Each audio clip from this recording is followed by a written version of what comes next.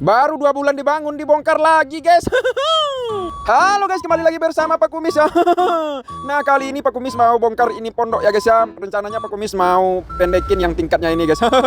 Kasihan sekali ini ya guys ya. Padahal baru 2 bulan ini ya guys ya umur pondok ini ya, terpaksa kami bongkar aja guys. Nah kenapa dibongkar Pak Kumis ya? Karena ada beberapa alasan ya guys ya.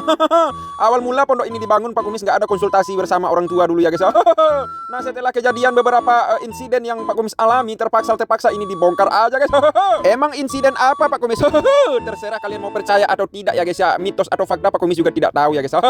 Katanya nempelin pondok ke pohon hidup itu banyak mudaratnya pada kita ya guys. Yang pertama Pak Kumis itu kena bisul 1000 itu guys. Percaya dan tidak percaya ya terpaksa Pak Kumis ikuti guys. Dan katanya kalau nempelin pondok ke pohon hidup nih bisa disambar petir ya guys. Ya masuk logika juga guys ya, karena pohon kelapa itu tinggi sekali ya guys ya. Takut juga Pak Kumis di sini kalau hujan angin ya guys ya, disambarnya kita oleh petir kan nggak enak juga itu guys. Ada yang sama nggak di tempat kalian kalau ada mitos kayak begitu ya? Tapi Pak Kumis demi keamanan dan kenyamanan keluarga Pak Kumis ya, Pak Kumis turuti aja kemauan orang tua ya guys ya. Daripada nanti kita nggak dengarkan ya terjadi sesuatu kepada kita ya, kita juga yang repot guys.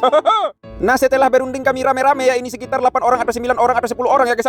Dan kami putuskan untuk menggeser pondok ini ke arah ke depannya ya guys.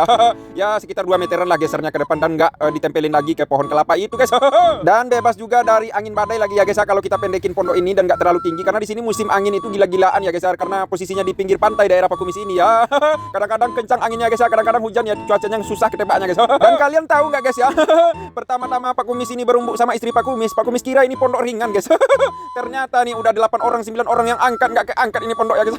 Nah karena kami gotong royong dan rame-rame, nah guys, nah selesai juga ya kami merobohkan ini pondok ya, bukan robohkan ya guys.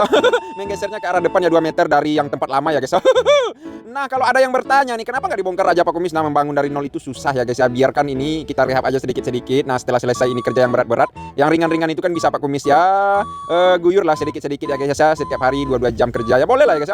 Dan juga terkendala di biayanya Pak Kumis guys.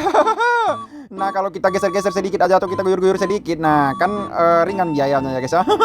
Dan Pak Kumis juga bisa kerja di dunia nyata guys. Nah itu kan dunia nyata juga Pak Kumis. Memang betul ini dunia nyata juga guys. Tapi belum seberapa hasilnya ya guys ya. Dan mudah-mudahan kedepannya hasilnya bagus ya guys. Nah buat teman-teman yang belum berhasil atau yang sudah berhasil, nah semoga tambah berhasil. Nah yang belum berhasil semangat ya guys. Jangan patah semangat kalian ya. Nah ini dia udah mau hampir selesai ini guys, kami memindahkan pondoknya. Berkat kerjasama dan kekompakan kami selesai juga akhirnya ya guys. Tinggal Pak Kumis rapi-rapikan aja ini. Nah rencananya atapnya itu mau Pak Kumis pindahkan ya guys. Dan dia menghadap ke depan lagi guys, nggak menghadap ke samping-samping begini ya guys.